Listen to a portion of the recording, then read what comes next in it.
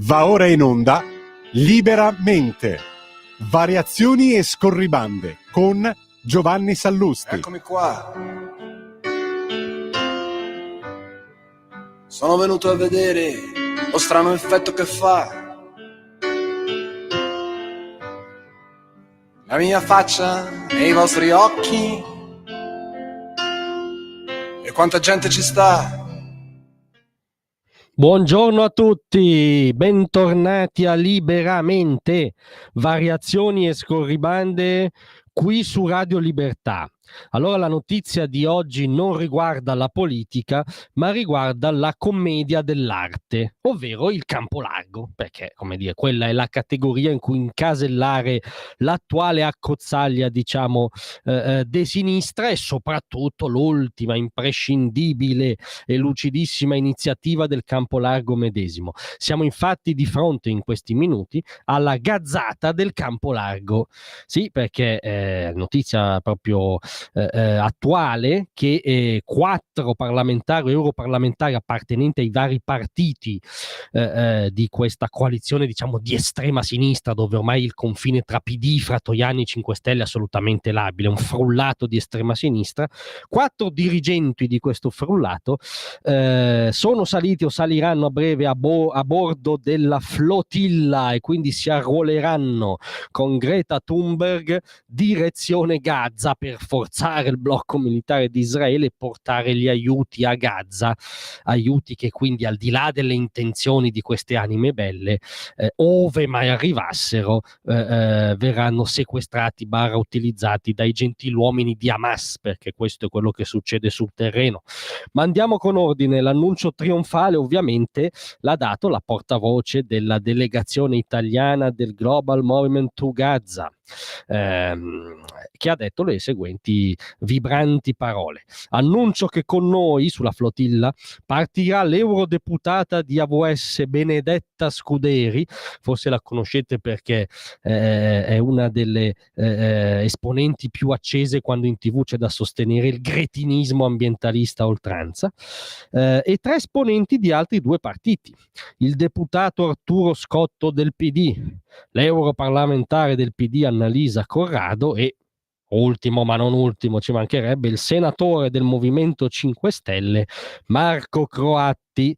Costoro hanno deciso di mettere i loro corpi. Immaginate quanto questo sia importante. No, è sicuramente decisivo, infatti sono stati interrotti anche eventuali colloqui in corso in Qatar, mediati dall'amministrazione americana. Se pare si siano fermate anche le riunioni bilaterali che in questo momento avvengono a livello geopolitico in Cina, perché questi 4 signori del campo largo mettono i loro corpi sulla flotilla. E Elly Schlein ci ha messo il carico politico, cioè giustamente, essendo, diciamo, la capoclasse di questa assemblea radical chic, terzomondista, pro-pale, in cui si è trasformato quello che in teoria era il principale partito della sinistra, rivendica personalmente la genialata. La flotilla fa quello che dovrebbero fare e non fanno il governo italiano e quelli europei. Quindi, come dire, nella sua mente i governi occidentali sono tanti distaccamenti della flotilla. Cerca di rompere il blocco degli aiuti umanitari, del cibo, dell'energia, dell'acqua ai palestinesi, operato dal governo criminale di Netanyahu e dei suoi ministri, che parlano apertamente di cancellare Gaza e la Palestina. Difficile infilare una serie di strafalcioni così tanti in fila, ma Elly non va mai sottovalutata. Anzitutto è notizia che recentemente ha rilanciato tra l'altro il Foglio, la fonte è l'Ufficio delle Nazioni Unite per i servizi ai progetti, cioè l'ONU, non esattamente un'agenzia filo-israeliana, diciamo, no, visto che Israele è lo Stato più soggetto a mozioni di censura dell'ONU, più Israele da solo di tutte le orrende dittature sparse sulla terra, quindi l'ONU non sarà sospettabile di collateralismo rispetto a Netanyahu.